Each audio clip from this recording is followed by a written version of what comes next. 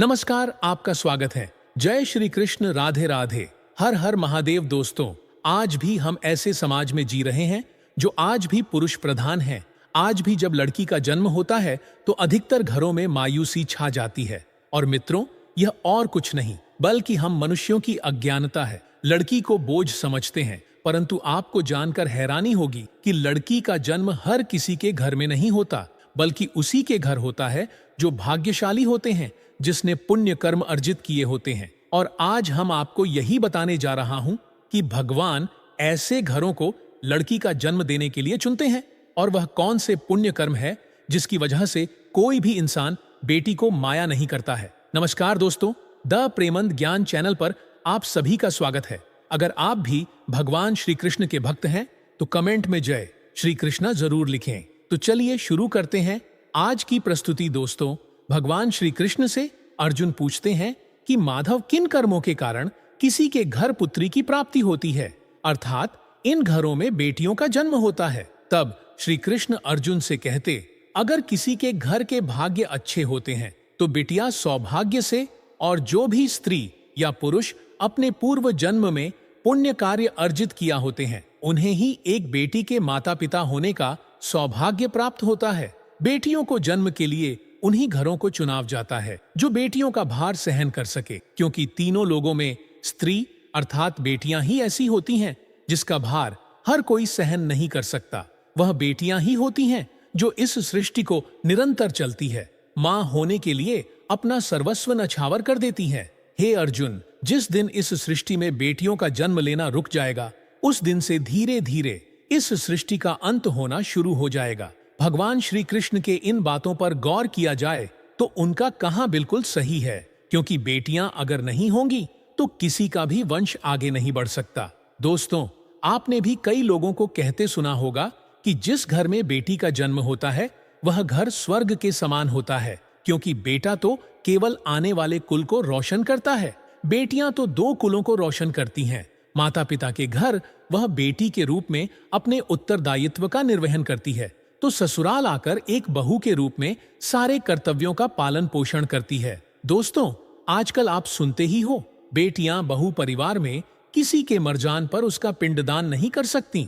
लेकिन यह बिल्कुल भी सही नहीं है, क्योंकि रामायण में बताया गया है कि प्रभु श्री राम के पिता राजा दशरथ की मृत्यु हो गई तो माता सीता अर्थात राजा दशरथ की बहू ने ही उनका पिंडदान किया था, जिससे उन्हें जन्म मरण के चक्र से मुक्ति मिल गई थी। इतना ही नहीं, हिंदू धर्म शास्त्रों में बताया गया है कि बेटियां भी अपने पिता के नाम का पिंडदान कर सकती हैं। वहीं अगर ससुराल पक्ष में कोई पुरुष नहीं है तो इस स्थिति में बहू भी पिंडदान कर सकती है। इसलिए मित्रों, वह लोग बहुत किस्मत वाले होते हैं जिनके घर में बेटी जन्म लेती है। वही वह परवल किस्मत के होते हैं जिनके घर एक से ज्यादा बेटियां होती हैं। शायद यही कारण है कि बेटियों को लक्ष्मी कहा गया है। दोस्तों, बहुत से लोगों की सोच यही होती है, बेटी है तो बिना समय गंवाएं और इस पर पढ़ाई में पैसे लगे, जल्द से जल्द शादी कर दो। लेकिन यह सोच एक बेटी के भविष्य को बर्बाद कर देती है।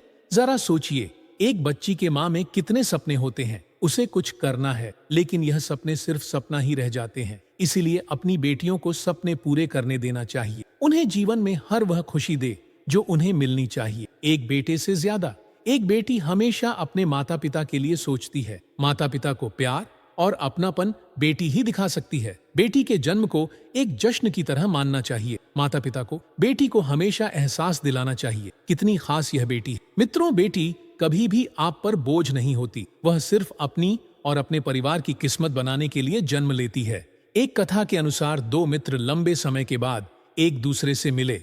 एक दोस्त ने दूसरे से उसका हाल पूछा तो जवाब में उसने कहा कि मेरे हाल तो एकदम बढ़िया है, और वह भी क्यों ना, मेरे दो बेटे जो हैं। तभी वह अपने दोस्त से पूछता कि तेरे घर में कितने बच्चे हैं। दोस्त खुशी साथ बताता है कि मेरे घर में दो बेटियां हैं। उसका दोस्त भगवान का शुक्रिया अदा करता हुआ कहता है कि मैं धनी हूँ, मेरे घर बेटियां नहीं। यह सुनकर पिता की आंखों में आंसू ए गए। तभी उसकी बेटी पिता के मित्र से कहती हैं कि अंकल, भगवान हमेशा भाग्यवान को ही बेटी देते हैं, कभी गरीब को बेटी के रूप में माता लक्ष्मी नहीं देती। भगवान इसको पुत्री का सुख देते हैं जिसके अंदर पालने की सामर्थ्यता होती है, जो गरीब होकर भी अपनी बेटी को पाल सकता है। एक बार स्वामी विवेकानंद वैष्णव देवी की सीढ़ियां चल रहे थे।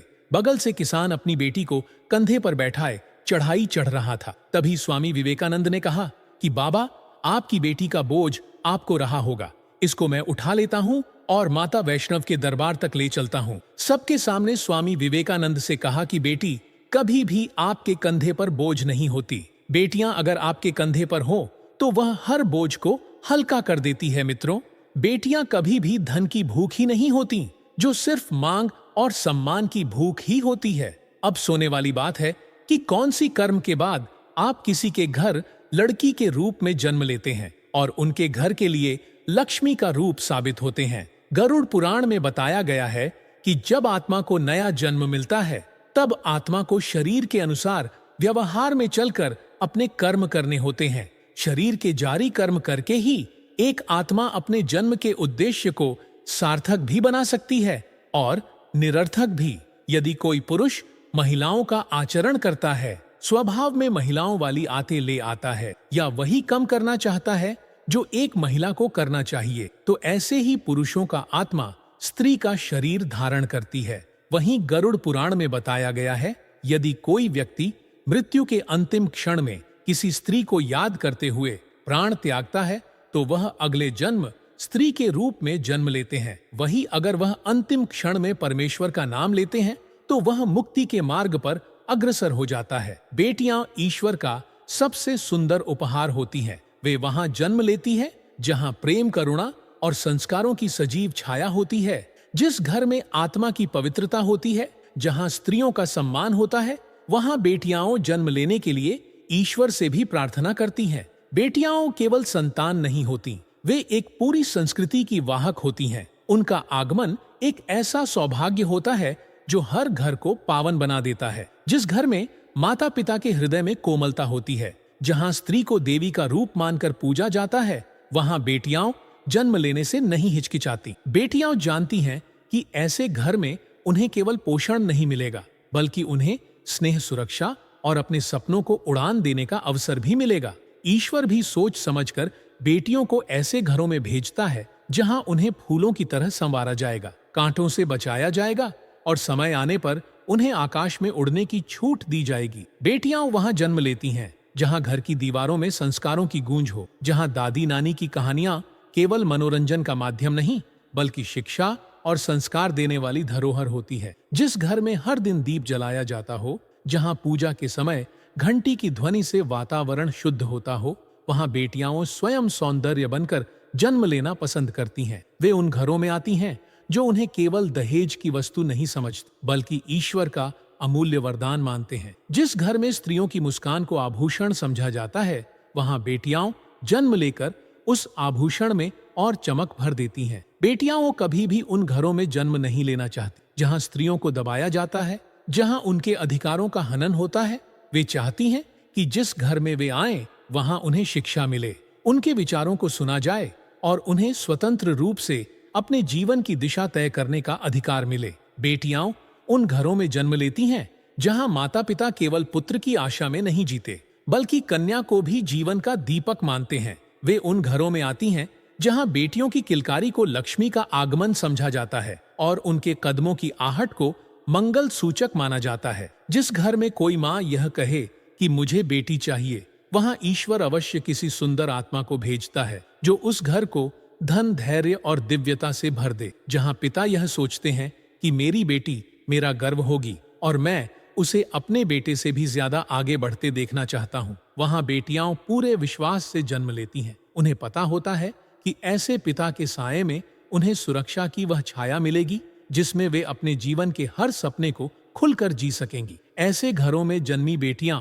अपने संस्कार, शिक्षा और प्रतिभा से न केवल अपने परिवार बल्कि पूरे समाज को रोशन करती। बेटियां वहां जन्म लेती हैं जहां भाई बहन का रिश्ता केवल जिम्मेदारी नहीं बल्कि स्नेह और सहयोग का प्रतीक होता है। जिस घर में भाई अपनी बहन को कभी बोझ नहीं समझता बल्कि उसकी रक्षा और सम्मान को अपना धर्म मानता है, वहां बेटियां फूलों की तरह खिलती हैं। वे जानती हैं कि उस घर में उन्हें हर कदम पर साथ मिलेगा, जहां उनका भाई उनके हर सुख दुख का साथी बनेगा। बेटियां उन घरों में नहीं जन्म लेना चाहती जहां उन्हें जन्म से पहले ही मिटा दिया जाता है, वे वहां भी नहीं आती जहां कन्या होने पर शोक मनाया जाता है।